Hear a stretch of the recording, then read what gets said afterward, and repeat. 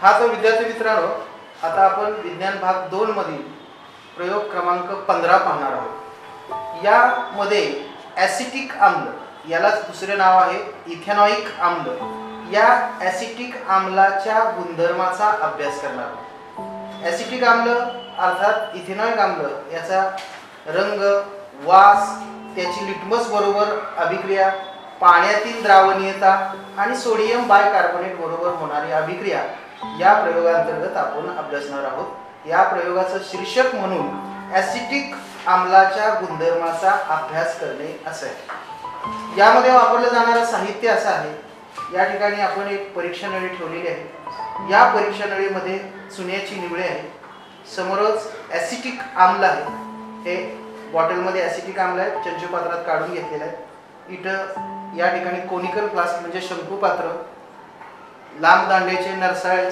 वायू वाहक नळी, लिटमस पेपर आहे, लाल लिटमस पेपर, निळा लिटमस पेपर, पेट्री डिश आणि ब्लॉटिंग पेपर, अशा पद्धतीने आपल्याकडे हे साहित्य आहे।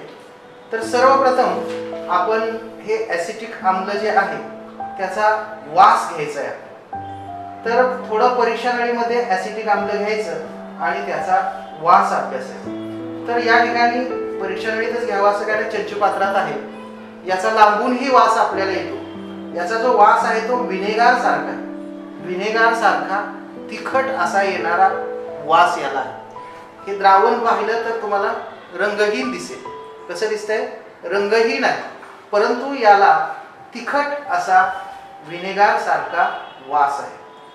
त्याचबरोबर याचे आपण लिटमस बरोबर अभिक्रिया पाहणार आहोत। त्यासाठी लिटमस पेपरचे तुकडे काढून घेणार आहोत। यामधला एक हा लाल लिटमस किंवा आपण त्याला तांबडा लिटमस असंही आजकाल म्हटलं जातं। यातला एक कागद काढून घ्यायचा, एक स्ट्रीप काढून घ्या, इथं ठेवलेली आहे। त्यानंतर निळ्या लिटमसची एक स्ट्रीप काढून घ्यायची किंवा एक पट्टी काढून घ्यायची।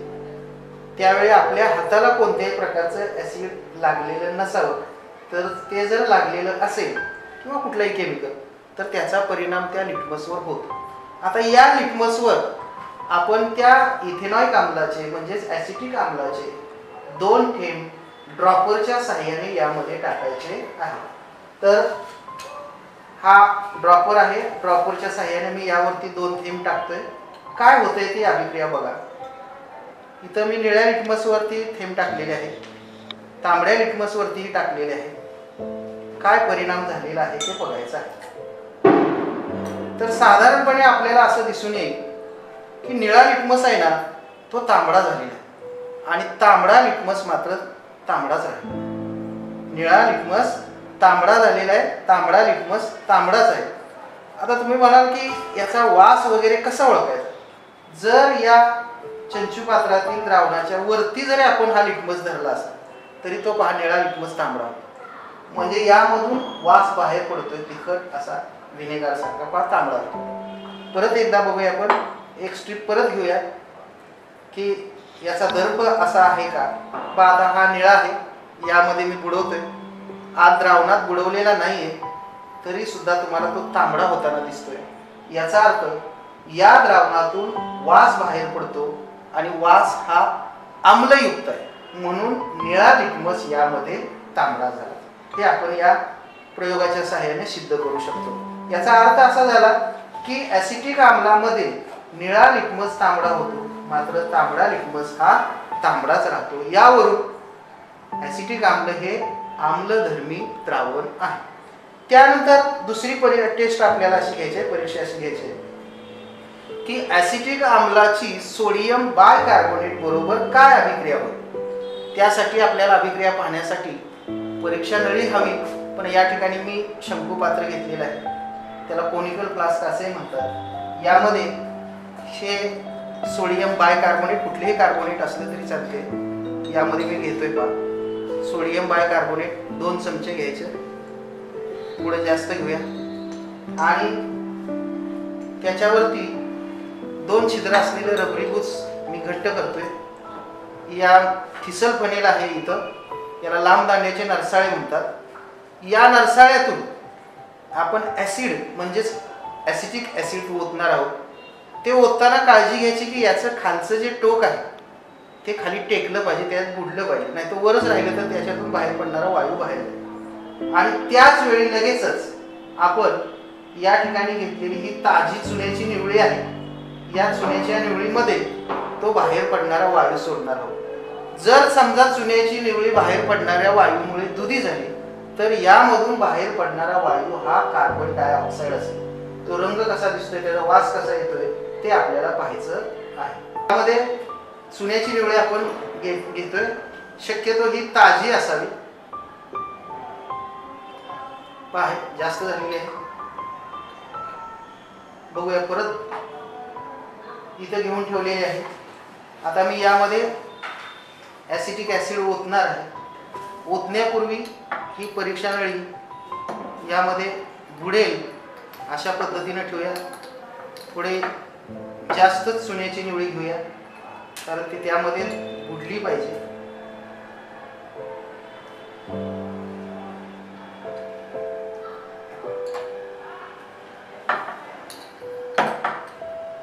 बघूया आता मी याच्यात इथेनॉइक आम्ल ओतत आहे.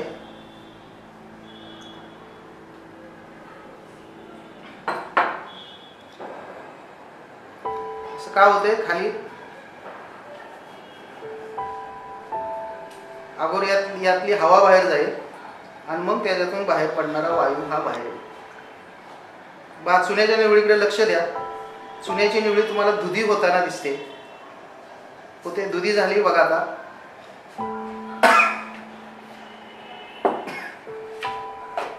याचा अर्थ यामधून बाहेर पडणारा वायू कोणता असेल, कार्बन डायऑक्साईड.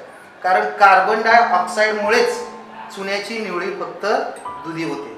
मला वाटते सर्वांना दिसत असेल याच्यातून रासायनिक अभिक्रिया चालू आहे आणि बाहेर पडणारा वायू आपण त्या चुन्याच्या निवळीतून जाऊ देत आहोत. जास्त वेळ जर हा वायू त्यामधून जाऊ दिला तर ही चुन्याची निवळी पुन्हा रंगहीन होते, कारण त्यानंतर पुन्हा कॅल्शियम कार्बोनेट तयार होतं. आता यामध्ये पहा वायू कमी झालेला आहे. परत थोडा आपण ऍसिड टाकून काय होते का अभिक्रिया बघूया.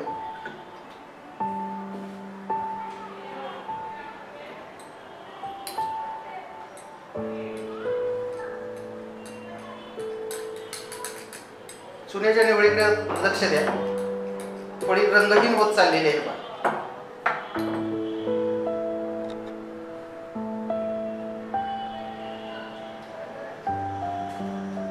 म्हणजे यामधून रासायनिक अभिक्रिया होताना दिसते आपल्याला.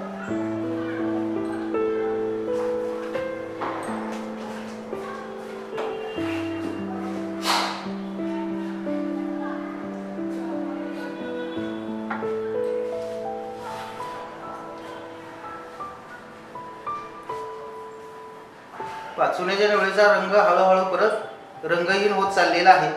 याचा अर्थ की सोडियम बायकार्बोनेट बरोबर इथेनॉइक आम्लाची रासायनिक अभिक्रिया होते आणि कार्बन डायऑक्साईड वायू बाहेर पडतो आणि त्यामुळे चुन्याची निवळी दुधी झाली आणि त्यानंतर ती रंगहीन झाली. या पद्धतीने आपण इथेनॉइक आम्लाचा गुणधर्माचा अभ्यास केला. याला रंग नाही, वास व्हिनेगार सारखा तिखट आहे, आम्लधर्मी आहे कारण त्याच्यामध्ये निळा लिटमस तांबडा होतो आणि कार्बोनेट बरोबर सोडियम बायकार्बोनेट बरोबर याची अभिक्रिया होऊन कार्बन डायऑक्साईड वायू बाहेर पडतो, हे सिद्ध होतं.